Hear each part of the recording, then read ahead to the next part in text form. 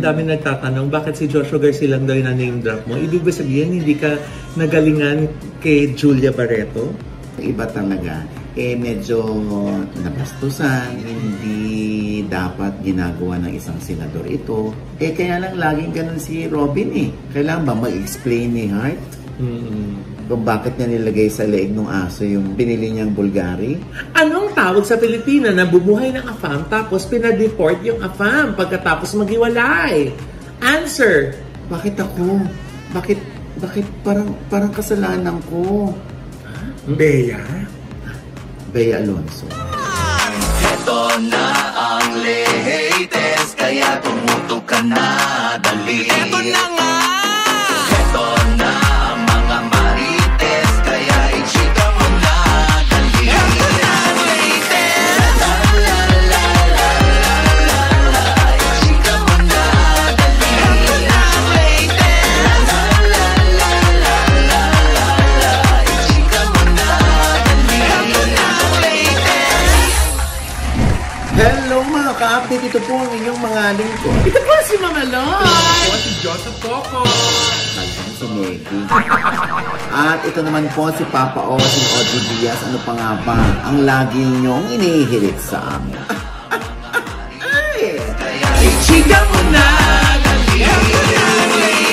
La la la la la la la la, ichichika na na, dali! Oh! Joseph, bakit ganyan ang hair mo ngayon? Yan ba yung ginagawa mo sa Headway Terra Salon? No, hindi po. Ito po ay galing sa Iconic. Sa Iconic Star. Ako sa nagpapabuhok din si Erin, tsaka si Mami Sol. Parang hindi naman na-achieve yata ng Iconic Star ang gusto mong ma-achieve. Kulot-kulutan muna para magulat sila. Tapos yung pubic hair mo. Straight. Yun naman ang pina-straight ko, Tito Ogie. At saka naka-sleeveless pa siya, ha? For a change. Wala namang kulot din dyan sa ilalim. Ay! Parang may amoy na yata. Kailan pa ako dito? Gabi na tayo. Hindi 24 hours ng amoy. Ayun ba mga chika? Una naman sa lahat ng ating congratulations naman. Yes! Sa Unhappy For You. Yes! 104 million in 4 days na. Ako sigurado yan, tataas pa yung kita nila. Alam naman Tito Ogie bumaba. Kahit yung mga kapamilya ko sa Batangas nanood, kahit mga bata. Napanood mo na rin ay? Napanood ko na rin. Bakit na-misinterpret yata ng iba? Kasi sinabi ko doon sa isang post ko na ang husay ng mga artista, lalo na si Joshua Garcia. Oo nga, Nay. Ang dami nagtatanong, bakit si Joshua Garcia lang daw yung na-name drop mo? Ibig ba sabihin, hindi ka nagalingan kay Julia Barreto? Di ba nga lahat ng artista doon magaling? Di magaling si Julia din. Magaling naman si Julia. Siyempre ako lang lagi napapaiyak ni Joshua Garcia. Ako din. At saka laging ever since sinasabi yan ni Nanay, ang isang artista nakakapagpaiyak sa kanya, si Joshua Garcia. Pag gaya-gaya naman. Ako talaga siya nagpapayag sa akin mula noong pa. Siya nagpapayag sa'yo? Pag napapanood ko sa movie at saka teleserye. Siya nagpapayag. Bakit iyak? Tito Ogie iyak? Ay, mukukot ka na naman dyan. Sana kung kasama ko pag kinuhot. Magaling din si Julia. Magaling din si Julia doon. Kaya lang masyado akong nakatuon lagi kay Joshua baka naman Tito Ogie dahil maraming topless scene doon si Joshua Garcia. Tapos ang pink pa ng makeup. Nakita mo na kay Julia? Kay Josh! Tito Ogie, parang hindi ka nanood. Kala ko inaabangan mo rin kay Julia. Ay hindi, kay Joshua Garcia, ang pink. Pero alam mo naman, iba-iba naman kasi yung mga opinion ng mga nakapanood. Yung iba nagandahan, yung iba nasobrahan, yung iba nakulangan, yung ganon. Kaya ako naman, parang medyo nahabaan lang ako, pero okay naman din. Okay naman din. Uy, nagbayad ako ha. Hindi ako nanghingi ng pasis, no? 400 yun, no? Ay, taray. Pero naiyak ka ba, Nay, dun sa pelikula? Mas nakapagpaiyak sa akin yung Love You to the Stars and Back. Yun. Sobra ako iyak. Yung palaho talaga ako naiyak hanggang husay-husay ang husay nila pareho doon. Oo. Kahit pinanood ko ulit siya. Tito Oji, pinanood kaya yan ni Gerald Anderson? Andun nga si Gerald. Support. Sinabi nga niya na ang trabaho nila ay awkward, di ba? Dahil syempre nga, makakatrabaho mo talaga yung mga exes mo. Pero kaya doon sila tumagal ni Julia dahil nga doon sa supporta nila sa isa't isa. Kaya full support talaga yan si Gerald Anderson kay Julia Barreto. Tsaka yung mga mga artista, pag nakipaglaplapan naman yung jowa nila sa leading man, normal na yan. Dahil kahit naman yung lalaki, pwede naman makipaghalikan din, makipagkising-sing sa ibang babae na hindi dapat pagselosan ni Julia. Pero Tito Oji, yung kay Alden at saka kay Catherine, nagselo si Daniel doon, ha? Yung Hello, Love, Goodbye? Oo nga, Grabe. Tapos ito naman, hindi naman nagselos, kundi nag-cheer pa para sa kanyang girlfriend, si Gerald. Diba?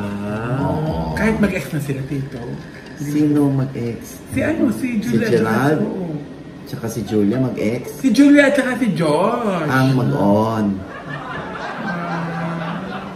Mamali ikaw naman. Parang nalilito. Parang ako yung nalito to ni Tito Oji. Anyway, basta tayo happy sa naging outcome nitong pelikulang ito na directed by Peterson Vargas. Yes, congrats, Direk. At syempre, congratulations sa ABS-CBN Productions. Yes. At sana, yung mga ganitong pelikula, sana ito na yung umpisa para dumayo na sa mga sinihan ng mga tao manood, no? Correct. Although, medyo mahal nga ang sine ngayon. 400, kakain pa, grabe.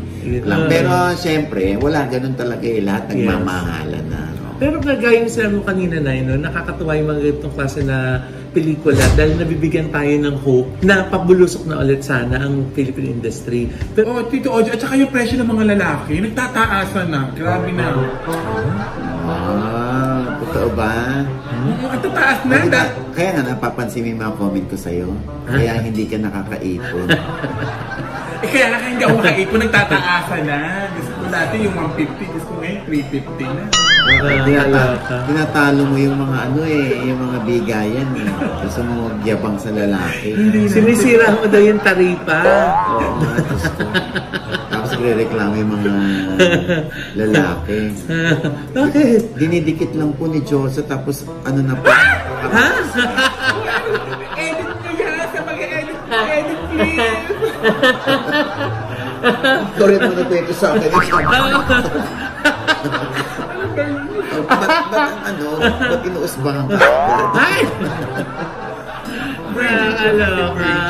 Ay, naku. Talaga si Josa, parang yung feeling mo ngayon, parang kakulay ng hair mo. Pula. In-heat! Ay! In-heat! Paano naamoy ko mo? Ay! Ang heat yun! Ang heat! Oo nga, kasi naman gabi na tayo kanina. Ang bango-bango ko pa. Oo. Bakit mo natanong yan? Viral lang in-heat na yan dahil kay Senator Robin Padilla. Oo. Kasi nga di ba nagkaroon ng Senate inquiry about marital rape. Naitanungan niya na kay Attorney Kapunan na paano pag may mga pangangailangan ng lalaki, pag sila in-heat, dapat mag-give in ba ang mga babae? Dahil nga di ba dapat submissive ang mga wives to their husband. So ayun nga, nasagot ni Attorney Kapunan noong 1988, na-revise na yung law na yan, na pwede nang humindi ang asawa, hindi na nila kailangang pagsilbihan yung kanilang mga mister. Nadala pa nila yan dun sa kanilang post. Dahil nga nag-post ito si Miss Mariel Padilla ng picture na naghalikan silang dalawa at sinabi niya, yan, may consent yan ha. Kasi nga parang sinasabi niya na as a wife, may consent para sa husband niya. Nag-comment si Senator Padilla na hi babe, I'm in heat. Nag-comment naman si Miss Mariel Padilla na also in heat daw siya. So ayun na, samot-sari na. Sumabog na ang mga comment section na gawain daw ba ng isang senador yung ganong klase ng pag-uusap sa social media. Tapos may mga iba naman na nagsasabi na ganon sila maglambingan So, lambingan mag-asawa yun. Pero doon papasok na yung usapin na paano nga ba yun? Minsan meron tayong mga posts o mga ginagawa na di ba dapat inaayon natin kung ano na ngayon yung estado natin? Yun yung sinasabi ng iba. Senador ka ni, so dapat kailangan maingat ka dun sa mga pinopost mo dahil nga, syempre meron kang pinoproteksyonan na imahe. Tapos yung iba sinasabi na, naku, yan yung binoto yung senador, ganyan yung ugali. Tapos parang coincidence na sinasabi ng iba na baka ito daw yung sagot ni Kylie Padilla tungkol dyan sa issue ng kanyang ama dahil nag-post siya ng no is a full sentence. So parang ito yung pag sinabi ng babae na no, no is no. Na meron siyang karapatan na tumanggi. So para sa iba, parang pagkontra ito ni Kylie Padilla dun sa kanyang ama. Ikaw ba, Nay? Siyempre, tatay ka, asawa ka. Ano masasabi mo dyan sa issue na pag in-hate ang mister, anong dapat reaction ng misis?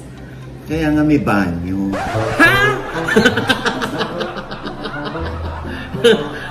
Diba? Wala naman naman. Kasi ako hindi ako makarelate. So, sabihin ko rito. Ay! Ano? Wala akong misis! May mister ka. Ay! Alam mo kasi nga, syempre, noon pa sinasabihan si Robin na bakit naging senador yan, bakit binoto niya yan. Pati ako sinisisi nila. Dahil sa'yo yan, OG, kasi in-interview mo, binoto tuloy ng mga tao. Yung mga gano'n na, bakit ako? Bakit parang kasalanan ko? Bea? Bea Alonso. Bea Buda. Ikaw nung Philippine Market Tatons. Alam mo, hindi, sari-sari talaga yung mga opinion. Alam mo, dapat yan kumbaga, binibigyang halaga, dinitake into consideration ni Senator Robin Padilla yung mga opinion ng mga tao. Unless talagang wala siyang pakialam at all sa mga sasabihin ng ibang tao. Dahil ito yung kanyang stand at ito yung laman ng kanyang puso. Kaya isinesawalat lang niya, itiniverbalize lang niya. Kaya lang nga, syempre, yung iba talaga, medyo nabastusan, na-off sila, na parang hindi dapat ginagawa ng isang senador ito. Kaya lang laging ganun si Robin Di ba? Laging meron siyang mga opinion na kinokontra ng marami. Katulad ng ibang senador na nag-i-English lang ng kanilang opinion, may mga kumukontra din naman sa kanila. So, we really cannot please everybody. Kahit naman kami rito, may sasabihin dito, o di sasabihin nyo ngayon, pinagtatanggol mo si Robin, yan magagawa ko. Diba? Sinasabi ko nga na pwedeng i-considera, isaalang-alang ni Robin yung mga opinion ng mga netizen. Malay mo itong magbukas ng kanyang isip para ma-realize na oo nga, may point naman sila. Next time, magiging careful na ako. Magiging sensitive. Magiging... Kasi yun din yung hinahanap ng iba. Sana naging sensitive ka. Dahil meron din mga nagkomento na may mga anak kang babae. Di ba? No, gusto mo ba na pag alimbawang dumating yung panahon, yung sinasabi mo na dapat maging submissive ang mga babae sa kanilang asawa, kailangan ba? Yes lang din sila ng yes sa mga mister nila. So, iba-iba talaga na yung mga opinion ng mga na maganda rin na sa isang banda kasi at least mas nagiging bukas yung usapan tungkol dun sa topic. At saka yun nga, sana kung nakakarating at mababasa ni Senator Robin Padilla, matitake into consideration nga yung ibang mga constructive criticisms, di ba? Yung iba naman kasi bash talaga na Pero iba, constructive naman yung mga sinasabi nilang mga komento at kritisismo. Depende yan kay Robin kung pakikinggan niya. Kung isa sa alang-alang niya ang mga opinion ng mga netizen. Or kung wala talaga siyang pakialam at all, no? Di, kung hindi niyo nagustuhan si Robin, di sa susunod na eleksyon, di tandaan niyo yan. Paano kung may mga mag-angat din kay Robin at sinabing, boboto namin si Robin. Kasi siya yung senador na sa dami ng nilapitan naming senador, siya lang ang tumulong sa amin. Paano yun? Hindi naman natin sila pwedeng kontrahin. Kasi ang alam ko talaga, marami natutulungan si Robin. Mula pa nang siya yung mag-artista, gano'n na talaga siya bukas ang pala. Nung araw, di ba, ang Senado, andyan si Rene Saguisa, si Jose Jokno, si Ting Paterno, si Eva Calo Estrada, si Miriam Defensor Santiago. Yes. Yung mga tulad nila, di ba? Sinasabi ng iba, wala na kaming matagpuan na ganyan, ano, yung katulad nila. May ganyang katayuan na abogado, yung mga matataas yung napag-aralan, yung mga ganyan. Sinasabi pa nila na parang magbabaw ka talaga pag nasasalubong mo. Ngayon daw parang iba na daw ang Senado. Talaga ho nag-e-evolve. Even in politics, nag-e-evolve po yan. Kaya nasa kamay na ho natin yan, no? Ang kapalaran ng bansa. Kung marami ho silang mahihimok na iboto sila, tapos kayo naman ayaw nyo yung iboboto nila, tapos sila nanalo, o paggalang naman sa ibinoto yon. Pero yun naman din yung naging depensa ni Senator Robin Padilla na meron siyang post na isang mahabang post niya na sinasabi nga niya na yung kanyang komite is for public information. Kaya kung yung mga napapag-usapan doon ay magagamit para sa pagbuo ng mga batas tungkol sa marital rape. And for all we know, sinasadya pala ni Robin yan dahil gusto niya mag-react ang mga tao para makakuha ng iba't ibang opinion, di ba? At naglabas na nga ng statement si Senator Robin Padilla. Anya, ako po ay humihingi ng paumanhin at ng inyong mabuting pasensya, lalo na po sa mga hindi lubos na nakaunawa sa konteksto ng aking punto ukol sa aming diskusyon ni Attorney Lorna Kapunan sa Senado. Ang aking mga katanungan po ay hypothetical, base sa sentimiento at realidad ng mga pangkaraniwang Pilipino. Hindi po ito mula sa aking mga personal na gawain, paniniwala o karanasan. Ang linya po ng aking pagtatanong ay upang magkaroon ng diskusyon at pagbibigay linaw. Ito po ang realidad sa tunay na estado ng relasyon ng ordinaryong mag-asawang Pilipino. Ang pinanggagalingan ko po ay upang gabayan ang karamihan ukol sa issue ng marital rape. Tulad nito, kay Heart Evangelista, iba't ibang opinion ang kanyang nakuha. Ano nga yung issue na yan, Lord? Ito na nga, Nay. Kasi di ba napansin ng mga netizens na bakit may suot na Bulgari na kwintas itong aso ni Heart Evangelista. Ang kanyang fur baby na si Panda. Naka-Bulgari necklace na kapareho nung suot ni Pia Wurtzbach sa isa niyang litrato. So parang sinasabi ng iba, wow, yung suot ni Pia Wurtzbach, suot lang nung alaga ni Heart Evangelista.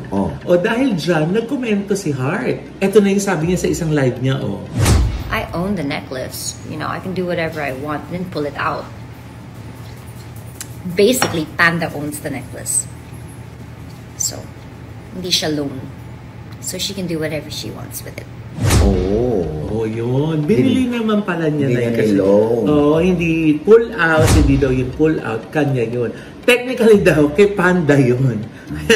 Hindi ba, Tito Oye, parang kinukumpara lamang ni Heart yung aso niya si Panda kay Pia? Parang ganun yung mga nababasa sa amin. Yun nga rin na yung tanong ng mga tao. Nagkataon ba yun o sinadya?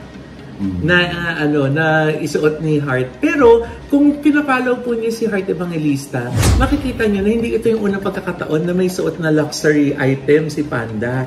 Lagi naman niyang sinusuotan Kaya most likely nagkataon na. Pero hindi rin nga natin alam kung sinadya. Anong interpretasyon mo dyan, Nay? Depende, kahit anong sabihin natin dito, si Heart pa rin naman ang makakapagsabi na hindi ko yun sinadya. Talagang finiture ko yung aso ko na sinabitan ko ng Bulgari. Yes. Kasi medyo sensitive na nga talaga mga tao ngayon. Konting kibot lang. Ito nga lang, di ba, na sinabi ko lang na lahat ng artista magagaling, lalo na si Joshua. Nag-react na yung mga fans ni Julia sa akin. Na parang, ba't hindi ko raw sinama si Julia? Ito naman yung kay Heart, ganun din, na parang, kailangan ba mag-explain ni Heart? Kung bakit niya nilagay sa leeg ng aso yung pinili niyang Bulgari. Di ba? At kahit isiksik yan ng mga tao, kahit buong mundo pa magsabi na hindi, si Pia Wurtzbach talaga ang pinariringgan ni Heart Evangelista. Paano kung ang sabihin lang ni Heart, hindi totoo yung sinasabi niya. Wala akong pakialam. Ito lang talaga yung gusto kong mangyari. Sabit sa leeg ng aso ko yung Bulgari. Wala na. Mananalo pa ba kayo? Diba? Unless aminin ni Heart na yes, totoo yung kanilang hinala. Na inilevel ko lang itong si Pia Wurtzbach sa aso ko. Diba? Siguro nga kasi dahil ano pa rin, hindi pa rin natitigil yung pagpapasabong din ng iba mga netizen kay Heart at saka kay Pia. Parinigan. Yes, dahil nga di ba dun pa rin nag-uugat sa issue na nagsimula dun sa glam team ni Heart na napunta na ngayon kay Pia Wurtzbach, na yung mga fashion weeks na pilit din silang pinagsasabong dahil yung mga brands na ganito na kay Pia and Wurtzbach na din, di ba? So, eto na nga naku, meron isang netizen na tila inintriga pa ang post ni Pia Wurtzbach kung saan ang bahagi nito ay sinabi ni Pia ang katagang, "Excuse the cheese, but I'm just so grateful to have a partner who lets me fly and reach for my goals." Naku! Feeling ko hindi matatapos yan hanggat hindi na-settle yung ano. Kaya nga, yung kanilang dapat nag-uusap tong dalawa si Pia sa si Heart no? Kaya ito rin, di ba, kahit si Pokwang, yung nag-IG story si Pokwang, ano sabi niya, Pokwang doon? Basa. Eto na, sa kanyang story, sinabi ni Miss Pokey, ano ang tawag sa jowa ng athlete na laging nakasunod? Ano? Edi, athlete's foot, nge, at chiche. Ano? Kahit dyan may nag-react. Ano yung ibang reaction ng mga netizen dyan? Meron namang isang nag-comment. Sabi nga gano'n, anong tawag sa Pilipina na bumuhay ng AFAM tapos pinadeport yung AFAM pagkatapos maghiwalay? Answer, Pokwang! Ayun. Tapos? Sabi naman ng isa, grabe, sa usawera. Wala naman ako nakikitang mali sa pagmamahalan nila. May mga tao lang talagang feeling perfect. Sabi naman ng isa, at least mahal ng jowa, hindi pinagpalit sa iba. Kahit anong aw-aw mo, Lola, sila, kaya nilang mabuhay sa sarili nila, di tulad ng iba dyan, binuhay ng literal, ginastasan, pero ending, niloko ka pa din at iniwan. Di ba nagsimula lang yan sa athlete's foot? Di ba? Ang dami ng ang dami ng ikinarga doon sa athlete's foot. Ang dami ng opinion, hindi ba? What if sabihin ni Pokwang, anong pinagngangakak nyo dyan? Joke lang naman yun, yung athlete's foot. Natural, ano bang nakasunod sa athlete? Pag tumatakbo siya, pag kung ano may ginagawa niya, edi yung paa niya. Paano pag yun ang sinabi? At hindi naman yung tungkol kay Carlos Yulo at kay Chloe. Tapos na naman ang usapan.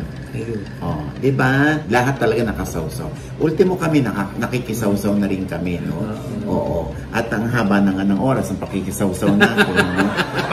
Ganun nga kasi, Nay, siguro, dahil nga sa teknolohiya, di ba, ito yung panahon na real time, pwede ka nang mag-comment. At ang nakakaloka din, pwede ka mag-comment na anonymous, yung hindi nila alam kung sino ka. Kaya yung iba siguro, Nay, mas malakas yung loob na mag-komento kahit na below the belt. Oo. Kaya nga ako, Loy, parang hindi na ako makaranas sa mga tira nila below the belt. Hindi na talaga ako nagbe-belt. Ha? Hindi ko naman talaga nagbe-belt. Kasi ang usapan below the belt. Ayun na. Anyway, nakaka rin natin yung magkabati yung pamilya. Oo. Si Carlos Yulo at si Mami Angelica, no? Parang may 5 million sila mula kay Governor Chavit Singson. Oo nga eh. Diba? Tapos yun nga, yung mga ganyan opinion ay insulto, ha?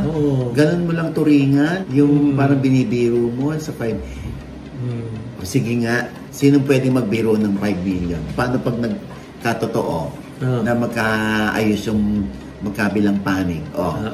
Kaya niyo ba ibigay 5 million? Kaya ni Governor Chavit Singson. Yes. Diba? Tsaka parang legit naman yung kanyang intention. Ang gusto niya kasi magkabati na yan, no? Yung iba kasi sinasabi, ay, parang namang sinuhulan na, na magbati for 5 million. Na parang namang pag nagbati kami dahil lang sa 5 million. Hindi yung sinasabi. So, kung kaya na may Governor Chavit Singson, ano magagawa niyo? Ay, alam mo yan, Nay. Diba? Kaya yan ni Governor. Ano nga yung nakita mo? Ako, mga ginto, mga gold bars. Pinakita sa akin ng go. Ano yung kahadiyero, pagbukas namin, ay, puro gold bars. Diba? Kaya yung Kaya kasi. Tapos meron kang 38 companies. Yun na. Sisiw yun. Kunwari, yung isang majirap na tao, sasabihin, sige, bibigyan ko kayo 5 million, magbati kayo. Di ba mas tataas ang kilay natin? Kasi wala siyang kapasidad magbigay ng 5 million. Ito si Governor Chavit Singson, di ba? Hindi question, ha? Naku, tigilan mo nga ako, wala kang 5 million. Walang gumanon, Kiko. Kundi ang mga chika nila bakit parang iniinsulto mo sila? Di ba? Ganun talaga si Gob Oh. Kaya nga, Tito Oji, ang dami nag-aaway ngayon magpapamilya. Bakit? Oo. Nagpapapansin sila kay Governor Chubby. Ha? Baka daw mabibigyan din ng 5 million. Pag nagbati sila. Di ba nga? Si Josa nga, di ba? Pumasok ng CR. Walang kaaway, Pero nagbate. Walang 5 million. Like, yung kay Josa ay yung kay Gob nagbati. Okay. Alam ko magkaka-5M na ako. Hindi ko na nakahawak na. Tanong natin ay mga ka-update natin, di ba? Kayo po ba? Ano po masasabi niyo dun sa 5 million na ibibigay ni Sabit Singson? Reward ba yun? Di ba? Or pang-encourage na magbate? Ano pong opinion niyo? We would like to hear from you. Yes, feeling niyo ba parang nakaka-insulto yun? Oo. Sige nga, comment below kayo dyan. Oo. And with that, mga kaibigan, ito po ang inyong mga lingkod. Ito po si Mama Loy! Mga nangyayari hindi pa namin subscriber, please subscribe now na. Click the subscribe button na nandiyan sa ibaba. Siyempre pa, ang kanya-kanya naming channel. Yes, sana madodot mag-subscribe po kayo sa channel ko. That's Mama Loy. MAMALOI. At nandiyan po nakapost ngayon ang aming pong family reunion after 8 years na kompleto po ang aking pamilya at nagsama-sama po kami for our weekend bonding sa Highland Valley Resort. At syempre, nais natin magpasalamat kay Tita Geng para sa napakasarap na Spanish bread. Ayan, thank you so much. Lang nyo lang po yun makuha sa Highland Valley, the Valley of the North. Thank you, Tita Geng. Yes. Sa iyong pa-Spanish bread, napakasarap na kanilang Spanish bread. Hechos. Yes. At thank you so much to Envy Skin Beauty and Wellness Center for our face, skin, body, and wellness needs. Yan po ay nasa ABS-CBN po. Tapat po ng ABS-CBN sa Mother Ignacia po. Bisitahin niyo po sila. Uy, merong pumipila sila, no? At saka nagpapaschedule na sila kay Doc Rilla. Doon nga sa mga ringkas-ringkas dito. Kasi nga nagpaano ko, di ba? Nagpa-botox ako ng bagya. So, at saka ang galing din ngayon ang ginawa nila kay Jay Hart. Yung nawala dito yung eye bag niya. Di ba? Nag-filler. Oo. Kaya kita mo naman talagang fresh na fresh Jay Hart nung kanyang successful concert. Yes, oo. Nung Friday night. Di ba? At nagawa ng Envy na maging maroon ang buhok ni Josa. Ha? Akala ko ba? Iconic yan. Ang bagay Napasobra. Ay, nako. And speaking of Jay Hart, ang dami hindi nakapasok noong August 16. Ito na pagkakataon nyo. Magpa-early reservation na kayo dito sa District 1. Ayan po yung number para sa Jay Hart music show. Ayan. September 6 po yan at 8 p.m. Okay? Yes. At syempre, September 13 naman, back-to-back si Marisa Sanchez at si Jim Karen, ang kaboses, ang plakadong Karen Carpenters. Kaya yung mga mga seniors natin dyan, na relate sa Karen Carpenter, at gustong tumawa naman kay Marisa, ayan po, Sa District 1 din po yan, September 13. 1,000 lang pareho sa Jay Hart at 1,000 din sa back-to-back ni Marisa at ni Jim Karen. Sulit na sulit naman yung entertainment na mararanasan nila. Correct. Ayan, syempre, Josa. At syempre gusto ko naman pasalamatan si Dr. JC Solis ng Gorgeous Smile para sa ating mga magagandang ngiti. Smile talaga. Gorgeous smile. Gorgeous Smile. Smile talaga. May ay na, binago na ba na? Smile. May ay na yung Smile. Gorgeous smile. Smile. Bakit? Mali ba? Smile.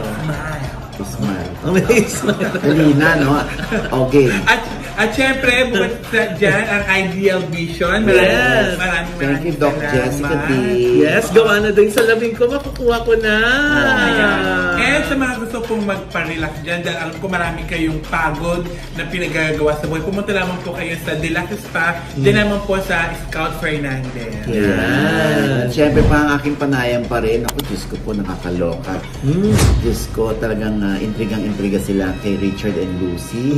At kung may anak nga ba sa iba si Richard Gomez? Sinagot yan. Meron ba? Ay, nako. Sa OG Diaz Inspires po yan. Nasa I1 TFC na rin po. At syempre, OG Diaz Showbiz Update ay meron din pong fan page Apple Podcast at Spotify. Yeah. At syempre, ang aking OGDS TV fanpage at ang aking mag-iina, Mami Sol, Erin Diaz at Mira TV YouTube channel, ha? At syempre, maraming salamat RS Francisco sa iyong pasabog. Yes, RS! At saka longganisa. Oo nga, masarap ang longganisa rin nila. Meron naman pasalamatan ko yan. Huwag ka mag-alala. In the future, hindi ko lang alam kung mga after 4 years. Ang tagal ba, Sir RS? Sabi ko nga kay RS, sabi ko maraming salamat po meron na po kami pang Noche Buena. Ang sagot ni RS, hindi, papalitan natin yan, meron pa sa Christmas. Alam na. Marami sa bagong taon. Diba? Thank you, RS. At syempre, wag niyo rin po kalimutan ang Rampa. Diba, Nay? Yes. Ang Rampa Club. Kung saan po, ito isang safe space nilang para sa LGBTQ. Pati sa lahat ng gender po, pwede dyan na mga mahilig po sa mga drag queens, na mga performers. Diba, Nay? Ayan. Dito lang po sa QC yan. Ay, gusto ko magpasalamat kay Vice Ganda. Oh, hindi kasi, dahil nagpunta rin yung mga anak ko. Wow. Wala silang binayaran. Wow! Binayaran ni Vice. Oh, thank you, Vice. Thank you, Meme. Kaya yung yung anak ko. Sabi ko, talagang inistima sila. Thank you so much. Thank you so much, Meme. Ano balita ko? Balita ko lang naman. Diba dati may punchline, laugh line? Magtatayo pa rin ng isang Vice Comedy Club. Dito lang sa Quezon City? Kasi naman, gabi-gabi talaga. Ang dami talagang hindi nakakapasok. Dahil sobrang dami po talaga ng nanonood. At daming umuulit. Yun yung bongga Yung word of mouth talaga ang best marketing di ba na? Dahil nga sobrang sila nag-enjoy. Kaya lalo tuloy na, ang dami ng curious at pumupunta. Lagi pong standing SRO. Congratulations, Meme! Ayan. At syempre, ito pa rin po inyong lingkod, Papa Osin OGDS. Ang laging nagsasabi at nagpapaalala sa inyo na tuwing gigising po tayo itong umaga, huwag na huwag po tayong makakalimot. Magpasalamat sa Panginoon dahil tayo kanyang ginising.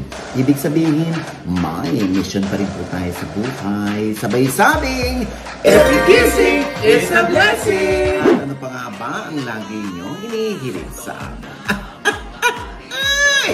Ichika mo na, dali! La la la la la la la la. Ichika mo na, dali! La la la la la la la la. Ichika mo na, dali! Uy, Nay, batiin mo! Happy birthday! Si Wendell Ramos! Yes, happy birthday, Kuya Wendell! Si Wendell Ramos. High school, pagnanasa. High school ka ba? Sabi mo, elementary ka lang. Parang nabutan mo si Tom Tom ng Yagit. Uy! Ang bata naman ito! Pinagnasahan batang bata. Di ba